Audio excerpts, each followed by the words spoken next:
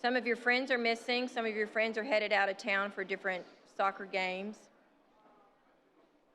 Thank you for coming in so quietly. Thank you very much. And you don't even have to say amen. We'll just say it out loud. Who's not ready for Fall Friday? All right, there you go.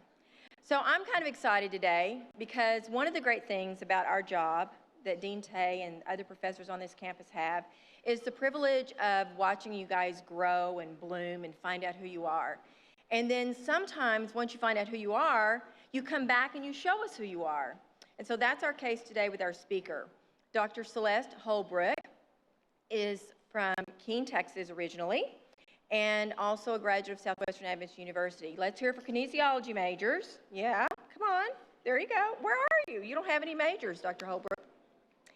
Anyway, she launched from there and has done some different things and has found her passion and her ministry. And that's one of the things I tell my students in the class all the time. If you're doing what you love and it's your passion, you will never work a day in your life because it's just joy. And when you meet Celeste and you hear her talk, you're going to know that she is a woman of joy. And if we could all say that, wow, what a great place this would be. So a little of the mundane details about her. She is a mom of twin girls, and she loves horses, and she is married to Nate, who is also an ER physician in the area. And she's chosen an area that for some of us might be a little uncomfortable, might be something we don't really think about or talk about out loud, but it's something that as Christian young people we need to be aware of. And that is on who we are in our own bodies and who we are when we choose mates and choose partners for life, because it matters. And her passion is helping people enjoy life and to be passionate about it. And it has to do with the area of sex and our relationships with each other and our married partners. Notice I put that married part in there. Just covering all my bases here. Anyway, we're very excited to have her, and I'll have an opening prayer, and then I want you to give a warm welcome to my friend, Dr. Holbrook. Father, thank you for loving us. Thank you for bringing us here today, and thank you for Dr. Holbrook and her message and what she's going to share with us, Lord. And I just ask that you be with us in this room today, with our minds, our openness. Help us to be willing to hear and to think and to come away with something new that will benefit us as we grow in our own lives. Bless us all tomorrow. Also, fall break. Some groups are traveling. Keep those students safe as well, and help it all to be to your honor and glory. In Jesus' name, amen. Please welcome Dr. Celeste Holbrook. Thank you.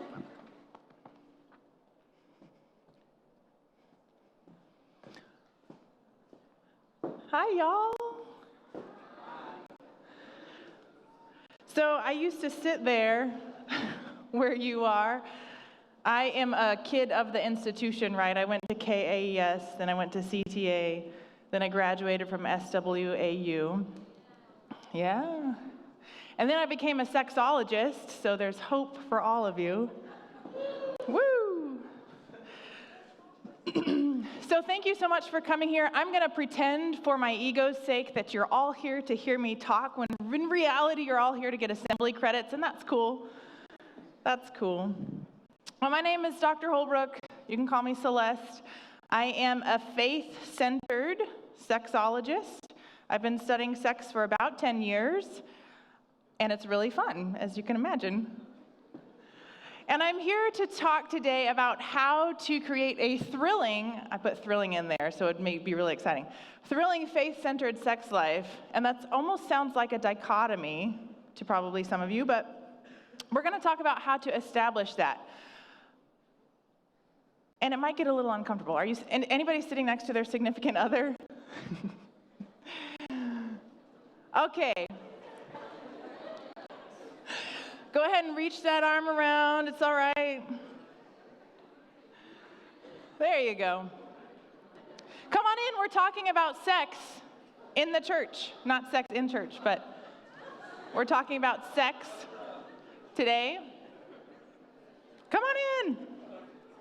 There's some seats right up in the front if you want to be real brave. Okay, so when we're talking about sex, we're going to get right into this. When we're talking about sex, we really need to understand what sex is and what it can do for us, okay? what it can do for our relationships. And the first thing we want to talk about is how sex is power. Sex is power. And the more that we can understand sex as power, the more we understand how to engage with it, right? So I'm a sexologist. I have couples that come into my practice, and I help them with their sex life. And here's the way that I have been trained to work. I believe that sex is fuel. Sex fuels your relationship. Sex fuels your connection. Sex fuels the intimacy that you share. So sex is power. How powerful is sex? Anybody watch commercials anymore? Nobody really watches commercials anymore. There used to be a commercial on TV that used sex to sell. Imagine that. And this commercial was for Liquid Plumber. You know what Liquid Plumber does? It's that stuff you pour in your toilet to make the things in your toilet move right along, right? And so there was this commercial, and it had this plumber come in, and he was big and strapping, and he had all these muscles, and he was really handsome. And he made some really sexual double innuendos about the liquid plumber. So this is just an example of how powerful sex is. Sex is so powerful, or the idea of sex is so powerful, it can literally sell you liquid plumber. Sex is so powerful that it can change the way we view somebody, what they've said, right? Sex is powerful. So the more we can accept sex as a very powerful institution, the more we can learn how to grasp it for ourselves, understand what it means to us in my relationship, you and your relationships, and how to make it divine. Now, I'm in the business of blending the erotic and the spiritual. It's a cool business to be in, but it's a very difficult business to be in. So here's how we're going to lay things out. Okay? Does this look familiar to anybody? Please tell me I have some psych majors in here. Woo! So what is this? Can somebody shout it out? What is this? Oh, I love you. Yes. Very good. Maslow's hierarchy of needs. This is Abraham Maslow's like, I love him. I really do love him. He does a lot of good. So this is Maslow's hierarchy of needs. This is a pyramid that discusses the basic needs that we have to simply be alive. And as you go up the pyramid, you understand other needs that you would have to be fulfilled, okay? So at the bottom, we have physiological needs. The next one, we have safety needs. So physiological needs, what do you need to just stay alive for the rest of the day? Air, water, food. You could probably get away with like a day without food, but not very long. Air, water, food, those are your basic physiological needs. You absolutely have to have those in order to move to the next step. Safety is our second physiological needs. What is safety? What does that mean in your everyday life?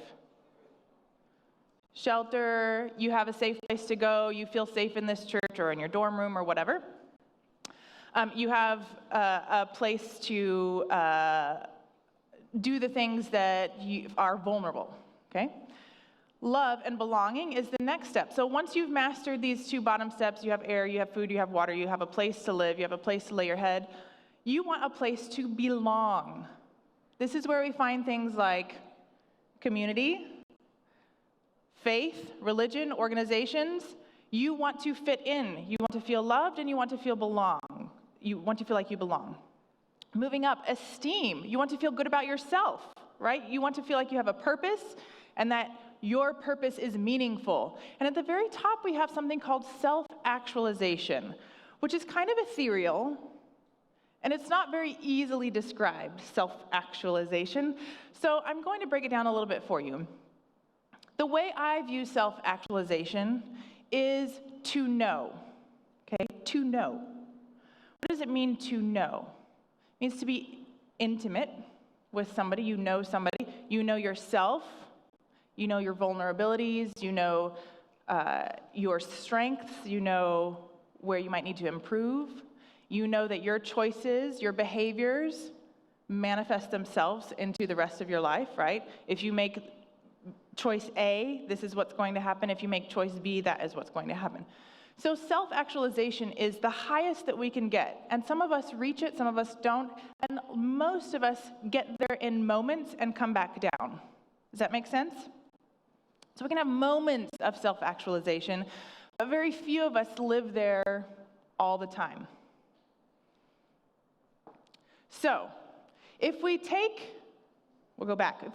Maslow's hierarchy of needs, what I have done in my work as a sexologist, as a faith-centered sexologist, mind you, is I take a filter of sex and sexuality and I place it over Maslow's hierarchy of needs, over this pyramid. So what does sex look like at the bottom rung? What is sex? Just basic physiological sex. Tab A, slot B, penis, vagina. I just said that in church. I never thought that would happen. So that's the kind of physiological things that have to happen in order to be sexual, to have sex, right? Physiologically, what's one step up from physiological sex, right? Safe sex, yes. So you feel safe when you're having sex. It's consensual sex. I like to say enthusiastically consensual sex. Safety, protecting yourself from different things like that. Those are the two basic rungs of Maslow's hierarchy of needs with a filter of sex over it. Does this make sense? Yes, Celeste, that makes sense? Okay. So, I'm going to blow your mind right now. Most of the education that we get, including myself, most of the education that we get, most of the conversations that we have about sex happen on the bottom two rungs. Okay, so that means when you learned about sex, you learned about tab A, slot B. You learned about how to stay safe or how to not, have sex until a certain time in your life. Okay? So here's the beautiful thing about being a faith-centered sexologist, is that most of the world is talking about sex on the bottom two rungs. But we, as Christians, as Seventh-day Adventist Christians, have this beautiful opportunity to take the conversation higher. And that's what we're going to do today. So we talk about safety, we talk about physiological needs of sex. Let's go above. What about love and belonging? Feeling like you belong in a sexual relationship. Feeling like you are loved and that you give love. What about esteem? Understanding that there is lots of pleasure to be had in sex. Understanding what pleasure means in sex and how that connects you. And then at the very top, to know. What does it mean to know one's self sexually and to know another person sexually? And how in the world do you get there? Okay, so there's a lot of sex that can be had, but there's very few sexual experiences that reach the top of the pyramid. And I think we are called as humans to move to the top of the pyramid in our sex lives, because sex is power. And so when we use that power to move to the top of the pyramid, we're not only knowing more about ourselves as sexual beings, we are understanding more about God as an intimate being with us, and our partners as an intimate being, to know. So I've talked to lots of people, hundreds and hundreds and hundreds of people about their sex life. And this is one thing I do in my practice almost every time somebody comes to see me. I do what I call a sexual awareness practice. And it's an exercise. And you can do this in your head if you want. Or you can do it out loud. That's fine with me too. I don't care. So I ask my couples or somebody that's sitting across from me in my office, I say, listen, I want you to describe your absolute dream sex scenario. I want you to use all the adjectives, all the phrases, all the colors, all the descriptors you can to describe your dream sex scenario. Because we got to have a goal, right? What is your dream sex scenario? Nobody has asked you this. I guarantee you, nobody, no adult, you all are all adults, no person older than you has ever asked you this. Somebody should be asking you this, right? I hope for all of you that you all have beautiful sex that's beautiful and dreamy at some point in your life, but you can't have it if you don't know how to get there. Okay, I'm back off my box right now. So I asked them, tell me, what is your dream sex scenario? And they write, usually, write and they write.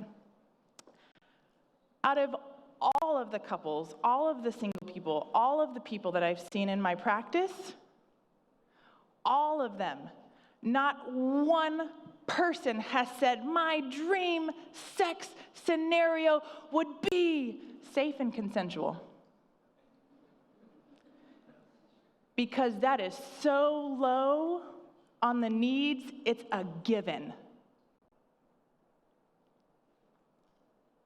And yet, where's our conversation?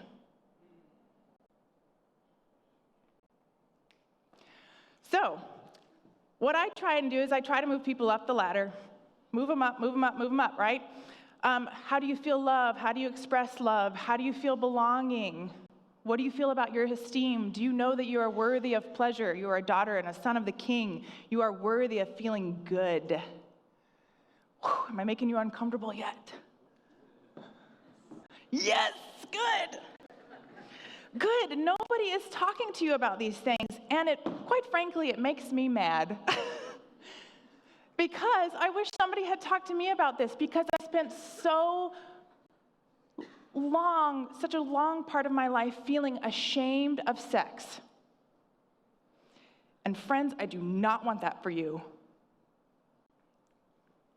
Shame has no place in this scale. If you are moving to knowing, moving to understanding God, moving to understanding yourself, there is no place for shame. So how do we move from this lower level conversation of consent and, positions and whatever, to a place of connection, to a place of knowing?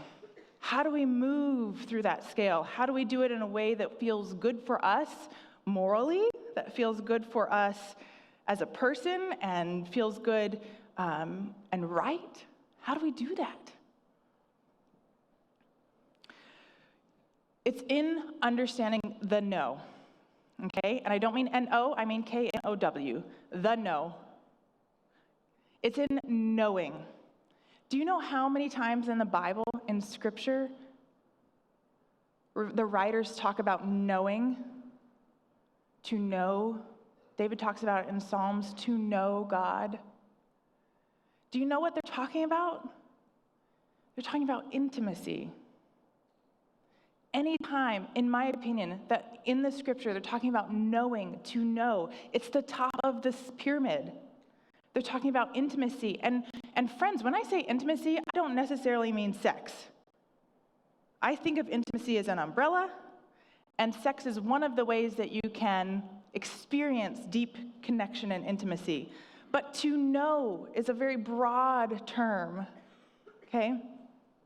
So if we are working on knowing, if that's our ultimate goal in our sex life, in our relationships with our partners, in our relationships with God, right? If that's our ultimate goal, how do we get there? How do we get there? Here's what I want you to hear something. How do you know somebody? How do you know them? How do you know that they like you? How do you know that God loves you? You have that intimate connection, right? How do you build that intimate connection? Trust, vulnerability. I'm a big fan of vulnerability. It's like my jam. Vulnerability and trust, okay? How do you build trust? commitment. Okay, here's where we're about to get real. So I've been studying sex for almost 10 years, and I am super nerd. I look at sexual successes, right? Because if I were to ask most of you are going to say, yeah, I'd really want eventually or now or whatever in my life, my ultimate goal would be to have a long-lasting, very sexual, or at least moderately sexual, thrillingly sexual, and strong relationship. That's something that most humans want, is a sexual relationship that lasts and is strong and is used as fuel. You might not have those words yet, but that's usually what people want, and that's what I have studied and can see from the people who come to talk to me. I want to feel loved. I want to feel like I belong with you. I want to feel excited with you. I want to feel things with you that I don't feel with other people. So how do we make that success? How do we predict sexual success? And this is what I'm going to do for you, is I'm going to tell you the dysfunction that I see in my practice, and we're going to work backwards to see how you can make healthy choices that get you to a relationship that's fulfilling and sexual and good. Okay, so we'll work backwards. So what are the predictors of sexual success? Well, I will tell you this much. When you choose to have sex is far less of a predictor of sexual success than the shame surrounding those choices. Think about that. When you choose to have sex matters very little compared to the shame surrounding those choices. Am I a big fan of the message, wait until you're married? Sure. Love that message. Because sex is powerful. Sex sells Drano, for goodness sakes. Sex is powerful, and when you engage in that kind of relationship, that connects you, okay? But I am not a fan of a message that says you are worth less if you do. That is not a message I can get behind, and I will never get behind that message. So how do we reconcile? Friends, your body, your virginity is not some commodity to be given to the most patient suitor. Sex doesn't work that way.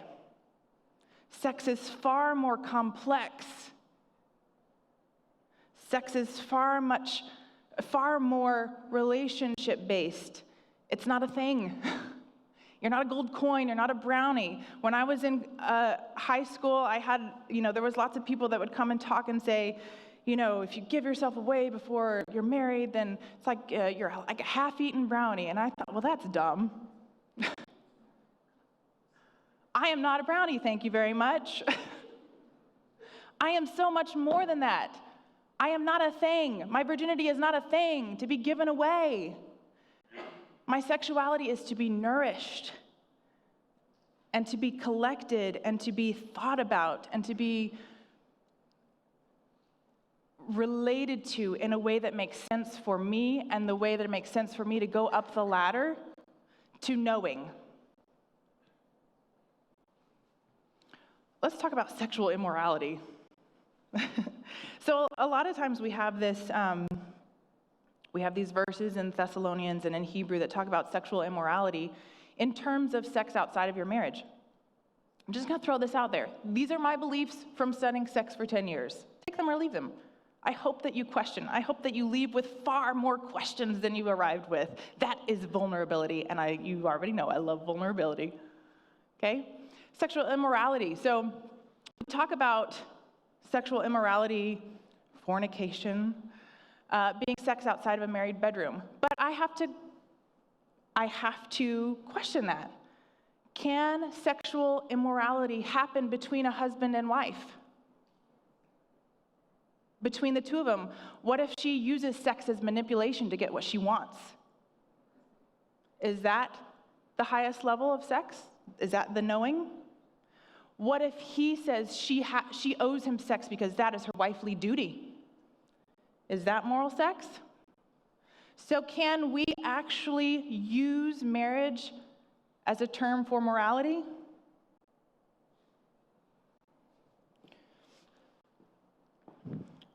Oh, let's talk about animals and angels. I want to move you in a direction that helps you figure out what is your best way to knowing. What is your best way to the top of that pyramid? What is your best way to a relationship that is fulfilling and sexual and long-lasting and committed? Okay? So, sex typically in our society is on a binary scale, if you will, a binary scale. On one end, we have sex that is described as carnal and something that you can't help, and it's just like animalistic. And even the words that we hear in our songs talk about this, right? Who knows this song? Everybody's like, no, I don't know that song. What's that song? I don't know. Never heard that song before. Listen to KLTY. Maroon 5, baby, I'm praying on you tonight, hunt you down, eat you alive, just like animals. So most of society, especially outside of our faith-based institution, talks about sex in this way. It's animalistic, it's carnal, you can't help it, these are instincts that you have, okay? That's one way to look at sex. And then on this other very opposite end, you have sex that is angelic. So animals were created first, okay? And then angels have always been. For the purpose of this demonstration, we'll say that angels are asexual beings, okay? So on the other end of the spectrum, we look at sex and we think, you should be angelic. You should not be a sexual being until it's time. Don't touch yourself. Don't engage like that. Don't dress like that. Okay? You don't have sexual feelings, essentially. And that's denying who we are as humans, because as humans, we are in the middle. We are no more angelic than we are animal. We are this interesting, fascinating middle ground. So what happens when you get a message that you are to be an angel, that you are not to have these sexual thoughts, that sex is, for all intents and purposes, dirty? We get this message that sex is dirty until you get married, and then sex is, needs to be wild and you need to be a vixen. Okay, so we get this message, you need to be an angel. What happens when you grow up with this message? Here's a story about a young man whose mother was wronged. Dad left. She withdrew all forms of demonstrative love, physical love from her son. She thought, there's no way that I can give love in that way anymore. I have been wronged. There must not be any good in physical love anymore. She never hugged her son. She never told him she loved him. She never allowed him to be sexual. She told him sex was dirty, sex was wrong. And so that little boy got those messages from the outside, but from the inside, he felt like a sexual being, and he grew up, and he still felt like a sexual being, and he thought, there's no way I could conform to this angelic message. So he grew up, and he started a company, and he made an animal the mascot. So what happens when we try and push somebody in the corner of angelic or push somebody in the corner of animal? You're missing the point. You're missing the connection. You're missing the know, the K-N-O-W. You're missing the willingness to be vulnerable. You're missing all the beautiful things that happen in the middle with humans. So where do we fit in? How do you play out on this scale? What is your view of sex? Because remember, the biggest predictor of sexual fulfillment and relationship fulfillment is not when you have sex. It is how you feel about sex. Do you think sex is dirty? Do you think sex is perverted? Do you think sex is just something for procreation? Do you think sex is only for certain times and certain periods of your life? Do you think sex is healthy?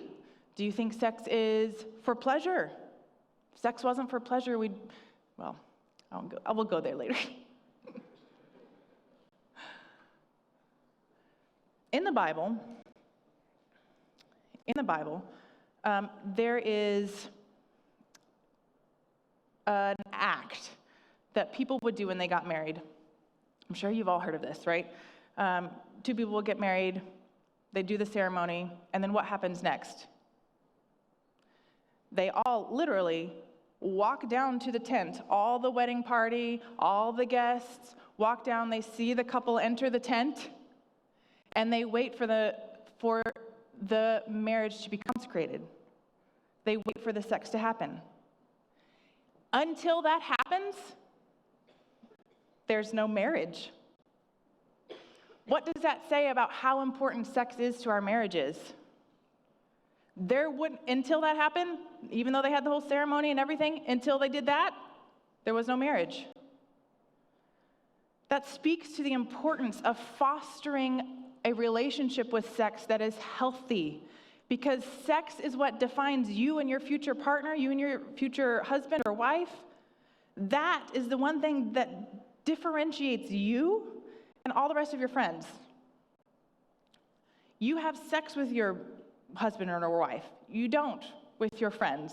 Although you are intimate with them, they know a lot about you, you know a lot about them, you do lots of the same things together that you would do with your spouse, but the sex,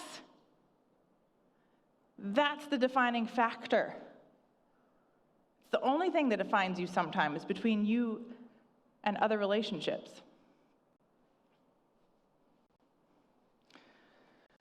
So, what does this mean for us?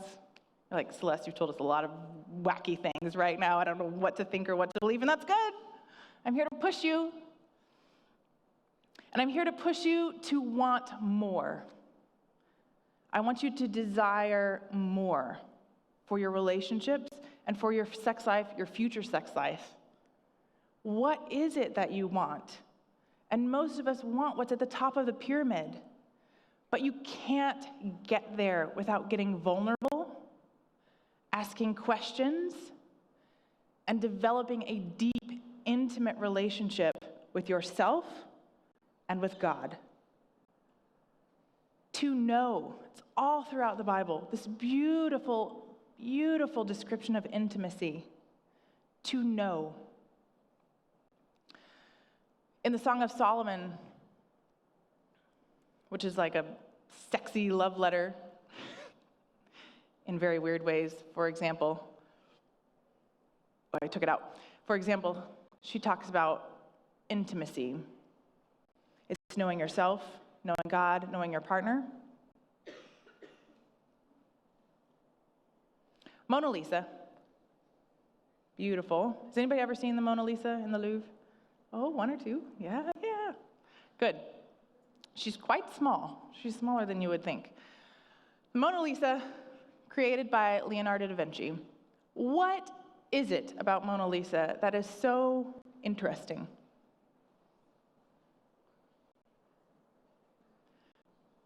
Yes, all of those things that you just whispered out. All of those things are very interesting.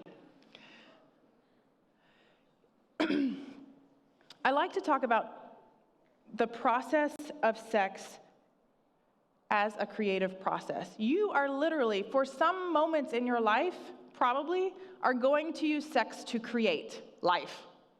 That's like legit. That's like the coolest creative process ever. Sex is a process of creating. So, ladies and gentlemen, it should be creative. You can clap, it's fine. I'm not going to tell anybody you clapped about sex in the church.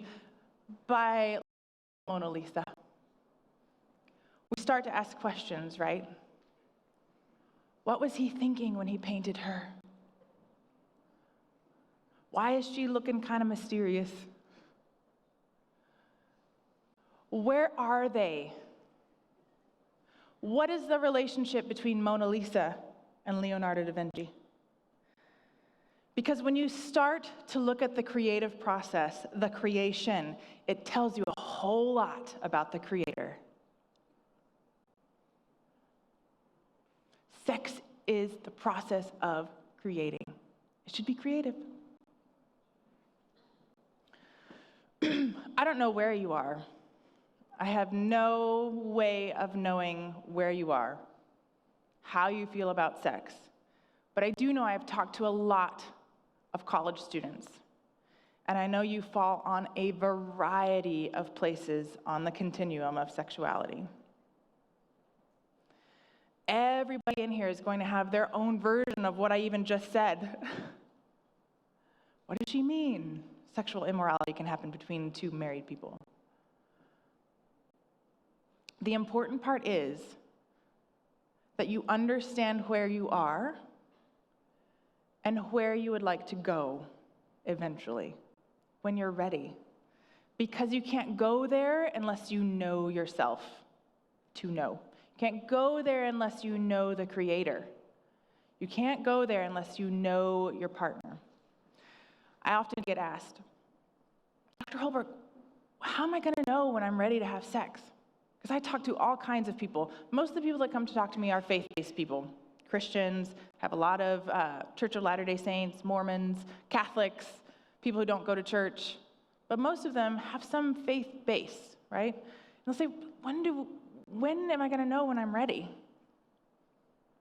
Well, for starters, if you're really uncomfortable talking about sex, maybe it's not the right time for you yet. If you can't tell your partner what you need, want, desire, maybe it's not the right time. If you don't know yourself well enough yet, if you don't know the Creator of the creative process well enough yet, maybe it's not the right time. Because I want you to strive for much more than safe and consensual.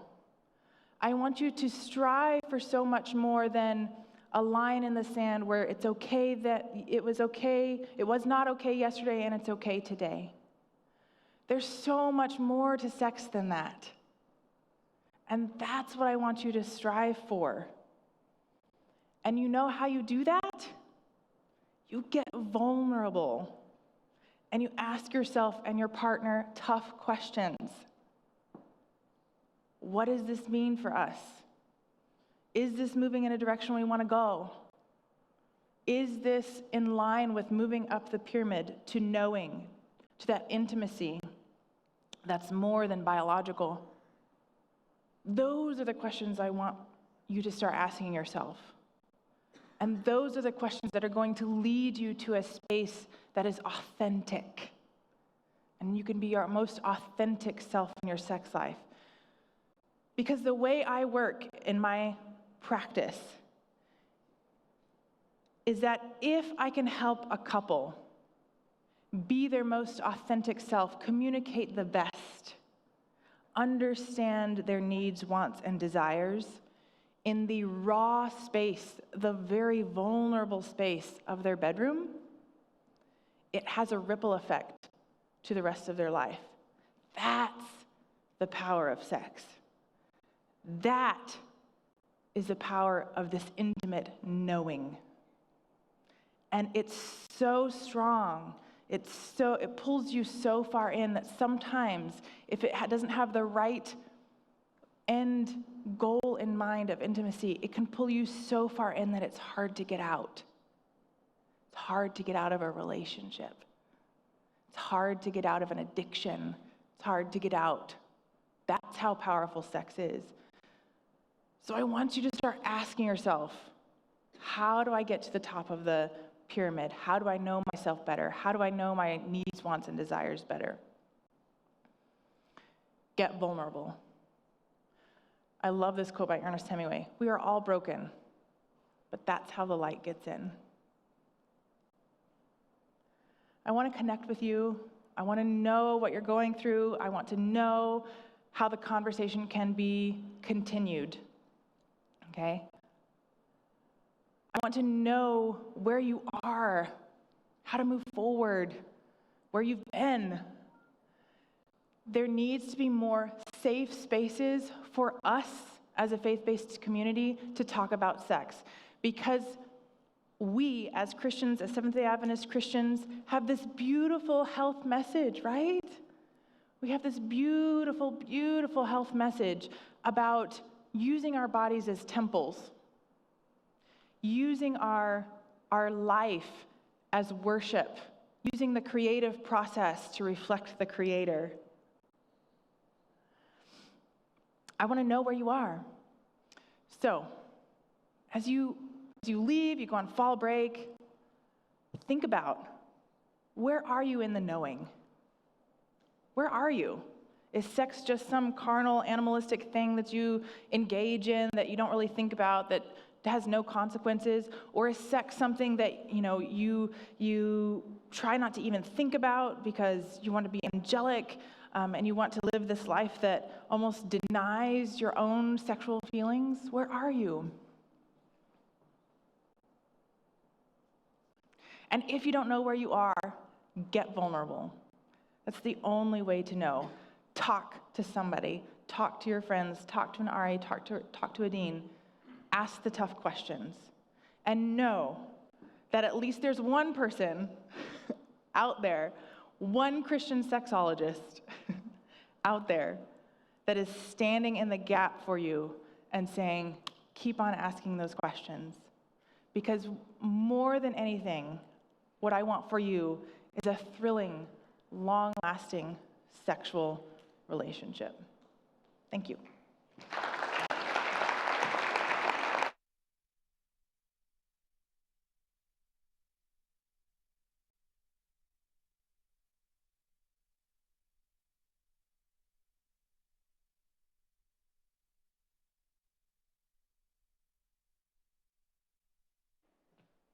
All right, thank you for coming today. I hope you learned something and you will get in touch with Dr. Holbrook. Have a great rest of the afternoon and enjoy fall break.